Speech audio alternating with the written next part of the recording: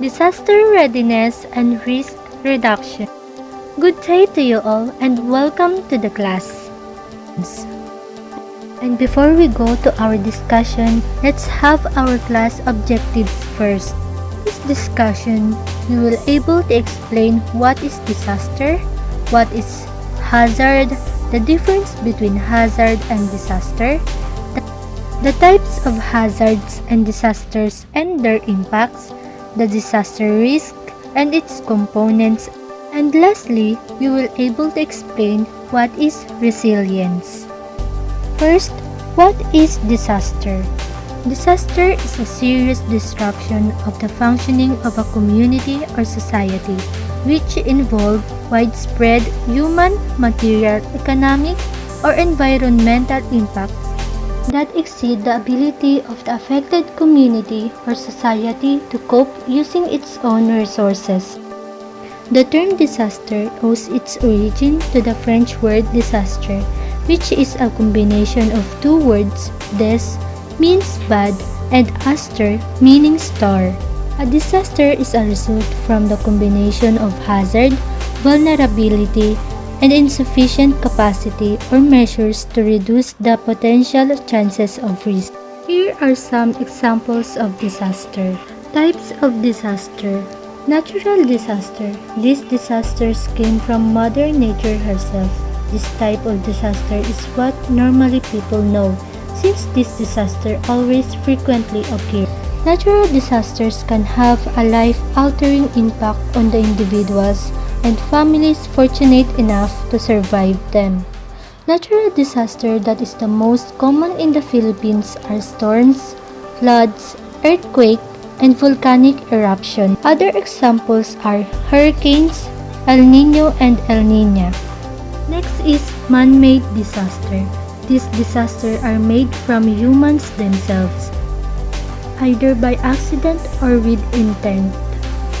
A consequence of technological or human hazards may cause loss of life, injury, or other health impacts, property damage, loss of livelihoods and services, social and economic disruption, or environmental damage. They can range from sudden explosion and fire outbreak, car crash, and even terrorism. Other examples are power service disruption and blackout, stampedes, chemical threat, and biological weapons. The impacts of disaster. Losses. This one pertains to the physical effect of the disaster. Things such as injury, death, and damages on infrastructures is under this category. Indirect losses. It means the things that we lose or have a negative impact on our society. This type of impact is made up of loss and loss of business revenue, income, and even expenses in our daily lives. Intangible losses. It is about the psychological effects on people brought by the disaster. Intangible losses are involved by both the factors of direct and indirect loss. Medical losses or medical effect. This one is a category of direct losses and intangible losses.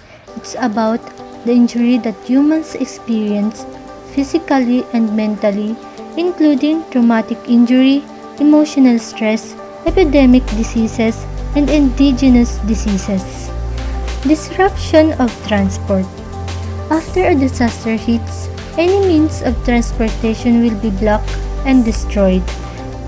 This can happen when a landslide, earthquake damages the bridge or road in a community or province that makes it impossible for the vehicles. Damage to critical facilities. After a disaster hits, facilities such as hospitals and communication facilities will be down for a short period of time. Widespread disasters can destroy or damage facilities that may be critical not only in maintaining a safe environment and public order, but also in responding to the disaster. Next topic, what is hazard? Hazard is a process, phenomenon, or human activity that may cause loss of life, injury or other health impacts, property damage, social and economic disruption, or environmental degradation. Standards Australia in 2000 defines a hazard as a source of potential harm or a situation that has a potential to cause loss. Examples of hazard. Here are the common types of hazard. Natural hazard. It is a phenomenon that has the ability to cause damage to both humans and its surrounding. Phenomena under natural hazards came from the forces of nature and other microorganisms as well. It is also an extreme event that causes harm to humans or to other things that we care about, though usually the focus is on humans. Biological hazard. It pertains to the biological factors of the human body and animals as well. Things such as microorganisms play a major part here and even toxins. These factors have the ability to possibly cause damage to life and even in our society and economy as well. Geological hazard. These hazards came from the earth and under. These hazards ranges from earthquake, avalanche, and volcanic eruptions. Hydrometeorological hazard. These hazards pertains to the weather or hazards that involve a large body of water.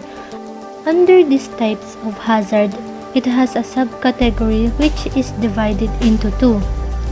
First is the atmospheric hazard. Involved here are the weather such as storms, hail, and tornadoes. Second is hydrologic. In hydrologic, it is about the water in the area. For example, floods and drought. This kind of hazard may cause loss of life, injury or other health impacts, property damage, loss of livelihoods and services, social and economic disruption, or environmental damage. Technological hazard. It pertains to the accident caused by human constructions and infrastructures. Hazard here range from transportation accidents, explosion, fire outbreaks, and collapsing buildings or infrastructure. Quasi-natural hazard. It is the interaction of natural processes and human activities. The impacts of hazard to different elements. A. Physical impact. It is the loss of infrastructures like the transportation system, bulkings, and roads. Another physical impact is the possible loss of homes and lives. Letter B. Psychological impact. It is the psychological trauma and anxiety due to the negative effects of a disaster. Letter C. Socio-cultural impact. When human homes, communities, and cities are heavily damaged or are in a state of ruin, they may move to another place and possibly even change the culture they are used to. Letter D. Economic impact. It is the loss of jobs or source of living, livestock, money, and other valuables as well. Letter E. Environmental impact. It is the loss of forest and other natural environment that supports life. Letter F. Biological impact. It is an epidemic to humans and to the flora and fauna as well. The factors of the possible pandemics are illness caused by microorganisms and bacteria, sometimes even caused by being exposed to radiation. After discussing what is disaster and hazards, let us now know what is the difference between them. Hazard is a phenomenon that has the possibility to cause damage to human infrastructures and harm the lives of humans, while the disaster is a hazard that already has affected the lives of humans and their society and economy. What are disaster risks and its components? Disaster risk is defined the potential loss, of life, injury, or destroyed or damaged asset, which could occur to a system, society, of a community in a specific period of time. Determine probability as a function of hazard, exposure, and capacity. In the technical sense, it is defined through the combination of three terms: hazard, exposure, and vulnerability. The three terms hazard is a risk or danger that is probability to lose or impact something but does not directly damage infrastructure, environment, and one's life. Exposure is the situation of people, infrastructure, housing, production capacities, and other tangible human assets located in hazard or prone areas.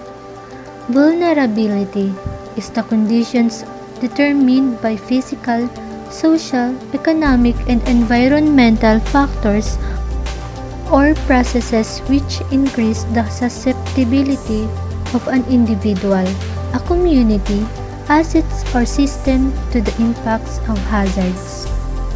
The components of disaster risk. Preparedness, measures to be taken before and after an event, refers to a very concrete research-based set of actions that are taken as precautionary measures in the face of the potential disasters. Mitigation, measures to be taken before and after an event. Mitigation is the reduction of something harmful or the reduction of its harmful effects. Response, measures to be taken during and immediately after an event. Response is the second phase of the disaster management cycle.